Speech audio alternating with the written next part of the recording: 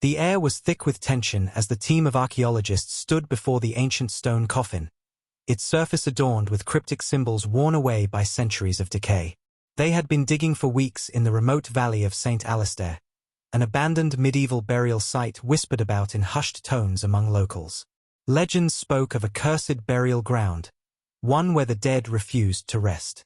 But scientists dismissed such tales as mere folklore, until now. Dr. Evan Carter, the lead archaeologist, wiped the sweat from his brow, his fingers trembling slightly as he traced the deep carvings along the lid. Beside him, Dr. Sarah Monroe, a historian specializing in ancient texts, furrowed her brows as she deciphered the worn-out inscriptions. This doesn't make sense," she murmured, her voice barely above a whisper. "It's a warning." The rest of the team exchanged uneasy glances. Warnings on tombs were not uncommon, often intended to deter grave robbers. But this one was different. The Latin inscription translated to, "He who disturbs this slumber shall know the touch of the forgotten." A gust of wind howled through the excavation site, sending a shiver down Sarah's spine. She turned to Evan, hesitating. "Maybe we should wait, run more tests before we open it."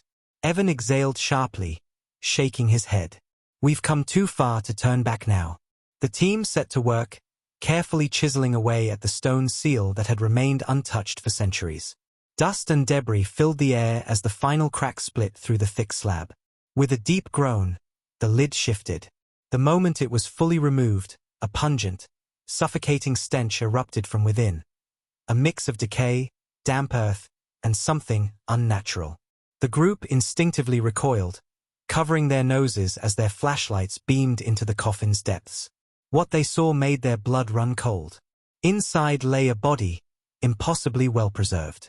The figure appeared to be a man, clad in ceremonial robes, his hands clasped tightly over his chest. His skin, though slightly withered, had not decomposed. It was as if time itself had stopped within the coffin.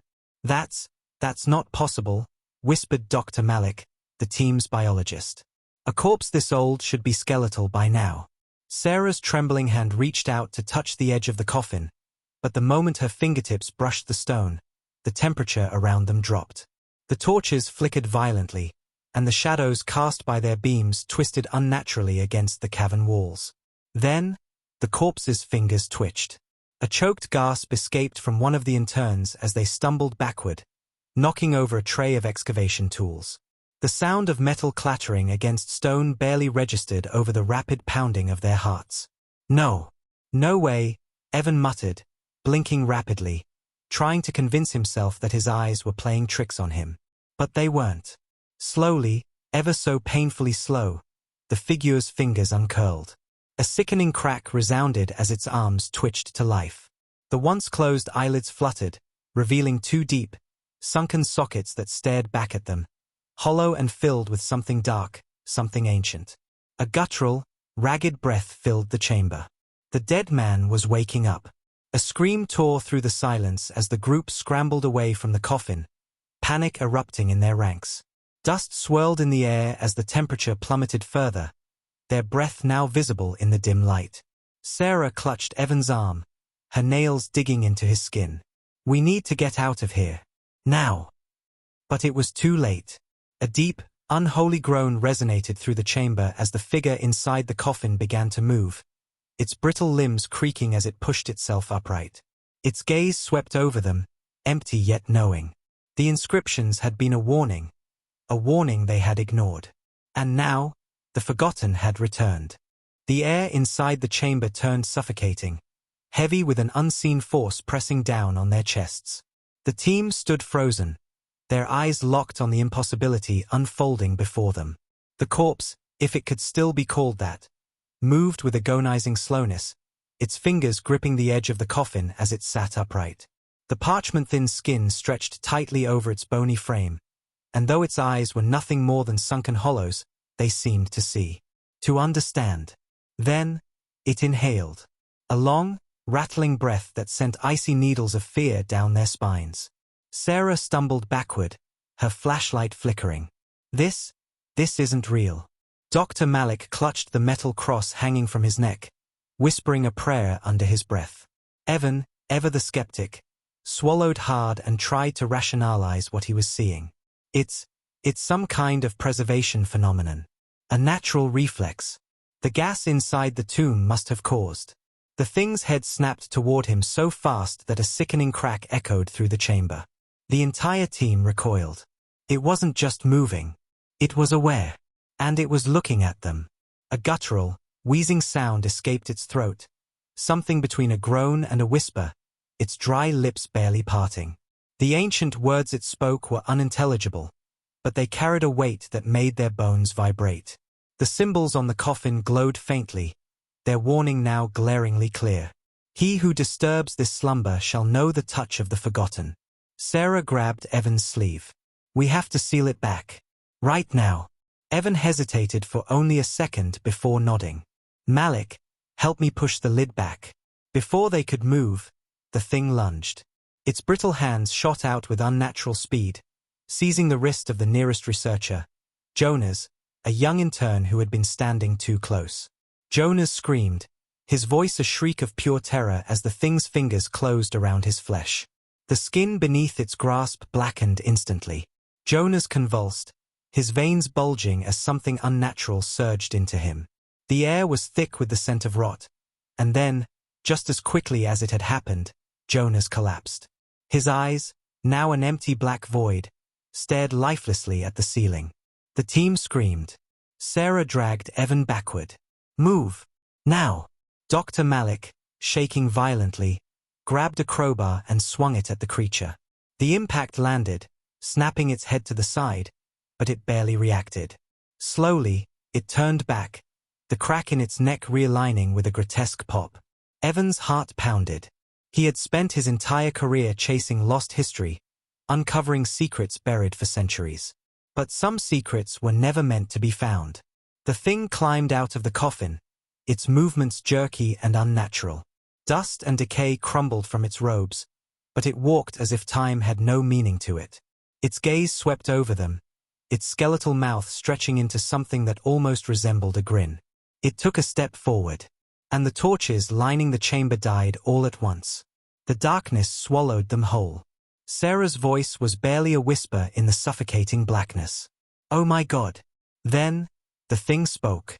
A whispering, rasping voice filled the space around them. The ancient words curling through the air like smoke, sinking into their ears.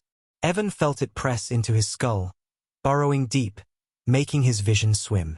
Dr. Malik was already on his knees, clutching his head, groaning in pain. They had awakened something that had never meant to rise again. And it was hungry. You said.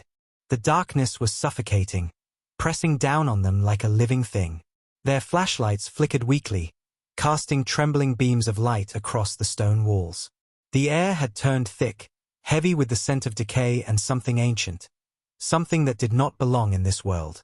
The thing stood in the shadows, its hollow eyes reflecting nothing, yet it saw them. It had been locked away for centuries, its slumber undisturbed until now. And it was awake. Sarah's breathing was ragged as she fumbled in the darkness. Jonas, she turned her flashlight toward his crumpled body.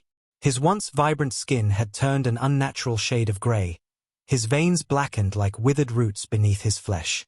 His lips were parted, his mouth frozen in an eternal scream. He was gone. The realization sent a jolt of terror through Evan's chest. One touch. That was all it had taken. One touch, and Jonas had been drained. His life force ripped away like a candle snuffed out in the wind. Dr. Malik was muttering frantically under his breath, his prayers blending with the heavy silence. This isn't right. This isn't right. This isn't. A sound cut through the darkness. A wet, raspy inhalation. The thing was moving. Sarah grabbed Evan's arm, her fingers digging into his flesh. We have to get out of here. Evan nodded, barely able to find his voice. The exit, back through the tunnels. They turned, scrambling toward the narrow stone corridor that had led them into the chamber. But the moment Sarah reached the entrance, she froze. The passageway was gone. The stone walls had shifted, sealed. The only way out was now an unbroken stretch of cold, ancient rock. Sarah's hands trembled as she pressed against the wall. No, No, this was open. This was. A low, guttural laugh echoed through the chamber. The thing was playing with them. Evan turned back, his flashlight shaking in his grip. The figure was still standing near the coffin, its skeletal frame motionless, but the air around it pulsed with something dark. Something sentient. It lifted one withered hand and pointed a single, decayed finger toward them. Sarah stumbled back, whispering, "What does it want?" Dr. Malik, still kneeling, his breath coming in shallow gasps, lifted his head. His eyes were glazed over, distant, as if something unseen had wrapped itself around his mind. His voice was barely a whisper. It was never meant to be opened. The words sent a shudder through Evan. "What are you talking about?" Malik's trembling hands clutched at his chest. It was locked away. Not buried, imprisoned. Sealed with blood magic. The inscriptions, they weren't just warnings. They were containment. His gaze lifted to meet Evan's, his pupils dilated, his face drenched in sweat. "We didn't find a tomb." His voice cracked. "We found a prison." Silence. A dreadful, suffocating silence. Then, the thing moved. Its mouth opened wide, and from its throat came a sound that was neither human nor animal, something low and ancient, a voice that did not belong in the realm of the living. The very ground trembled as its words slithered into their ears, burrowing into their skulls like writhing insects. Evan staggered, clutching his head. His vision blurred, and for a brief moment, he wasn't in the chamber anymore. He saw fire. A village burning. Shadows twisting and screaming. A man, clad in the same ceremonial robes as the corpse, his eyes black as the abyss. He was bound in chains, dragged through the dirt, his mouth sewn shut with thick, jagged wire. A voice rang through the vision, not his own, but deep, filled with rage. "You will never rise again," Evan gasped, snapping back to reality. His head pounded as if something had tried to force its way into his mind. Sarah was shaking him. "Evan, what's happening to you?" He swallowed hard. His breath hitched. "We released something that was never meant to walk this earth again." The thing took another step forward. The torches along the walls erupted into flame, casting the chamber in a sickly golden glow. And then, the whispering began again. This time, they understood. A single phrase, repeated over and over, echoing in their minds, spoken in a voice that did not belong to any living thing. "One must stay." The chamber trembled. The air itself seemed to pull inward. The thing lifted its decayed hand once more, and this time, it pointed at Sarah. Her breath hitched. No. The choice had been made. Evan stepped in front of her instinctively. "No. Take me instead." The thing smiled. The flames flickered, and then, with an unnatural speed, it lunged. Darkness swallowed them whole. The chamber shuddered as the creature lunged, its decayed body moving with unnatural speed. Sarah let out a scream as Evan shoved her aside, his arms bracing for impact. But the thing never reached him. Instead, Dr. Malik threw himself into its path. A terrible, wet crack echoed through the chamber as the creature's bony fingers clamped onto Malik's shoulders. His body stiffened, his back arching unnaturally. His eyes rolled back, and for a moment, he seemed frozen in place. Then, his flesh withered before their eyes. His veins blackened. His skin sank into his bones like a dried husk. His mouth opened in a silent scream, but no sound came out. The entity was draining him, pulling something unseen, something vital, from his very core. Malik's head snapped toward Evan and Sarah. His lips barely moved, but a single, broken whisper escaped. "Run." And then, his body crumbled into dust. A surge of raw, ice-cold terror ripped through Evan's chest. Malik was gone. Just like Jonah's. Sarah let out a sob, her hands covering her mouth. "Oh my God." But there was no time to grieve. The creature turned, its hollow gaze locking onto them once more. The chamber's walls trembled as the torches flared and then died again, plunging them into thick, suffocating darkness. Sarah grabbed Evan's wrist. "We have to finish what Malik started." Evan's mind raced. "What are you talking about?" Sarah's flashlight flickered as she pointed toward the coffin. "He said it was a prison." That means there must be a way to seal it back. Evan's stomach clenched. Malik had given his life trying to stop this thing. If there was even a chance to put it back, they had to take it. But the entity was watching. It stood in the shadows, waiting. Its presence wrapped around them, filling the air with an almost tangible weight. Sarah moved first, rushing toward the coffin. There has to be something, some kind of mechanism, a sigil. Evan followed, his heart pounding. The carvings along the coffin's edges glowed faintly, the ancient inscriptions flickering like embers. It was still active. They could still lock it away. But the entity knew what they were trying to do. The chamber rumbled as the air turned thick with whispers, voices that were not their own, ancient tongues slithering through their ears. Evan felt his vision blur again, his head pounding with the weight of something pressing against his skull. The curse was fighting back. Sarah let out a sharp gasp. "Evan, I think I found it." Her hands traced the edges of a carved symbol near the base of the coffin. Unlike the rest of the inscriptions, this one was fresh, as if it had been made at the moment of the entity's imprisonment. Evan knelt beside her. "What do we do?" Sarah swallowed hard. "Blood. I think we need blood." Evan didn't hesitate. He grabbed the knife from Malik's abandoned pack and dragged the blade across his palm. Blood welled up, dark and warm. He pressed his hand against the symbol. Nothing happened. The whispers grew louder, angrier. Sarah's breath came fast. "Even, it's not working." Then realization hit him like a lightning bolt. One must stay. His blood alone wasn't enough. The prison demanded a sacrifice. Evan's stomach twisted. "No." Sarah's lips trembled as she met his gaze. "Evan, we have to do this. Before it takes us both." The air swirled around them, the entity closing in. It was now or never. Tears burned at the edges of Evan's eyes as he gritted his teeth. He grabbed Sarah's wrist, pressing her bleeding palm against the symbol alongside his own. The chamber erupted with light. A howl, not of an animal, not of a human, but something older, something wrong, ripped through the air. The force of it knocked them backward as the coffin pulled at the entity. The creature fought back. It clawed at the air, its skeletal limbs writhing as it was dragged toward the prison. The shadows around it screamed, twisting like black tendrils as the curse tried to break free. The chamber shook violently, dust and stone crumbling from the ceiling. And then, with a deafening crack, the coffin sealed itself shut. The torches burst to life once more, bathing the chamber in flickering golden light. The whispers ceased. The entity was gone. Silence fell over them like a thick fog. Sarah collapsed to the ground, her body shaking. Evan stared at the coffin, his breath ragged, his pulse still thundering in his ears. They had done it. They had survived. But the cost? Evan turned to where Malik and Jonas had stood. Nothing remained but dust. Sarah wiped at her face, her hands stained with dirt and blood. We have to leave. Now. Evan nodded. "We need to make sure no one ever finds this place again." As they turned to leave, Evan cast one final glance at the coffin. And for just a moment, he could have sworn he saw the symbols glow again. Like something inside was still awake. Waiting.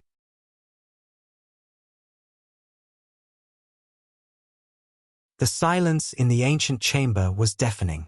Evan and Sarah stood there, their bodies trembling, staring at the sealed coffin.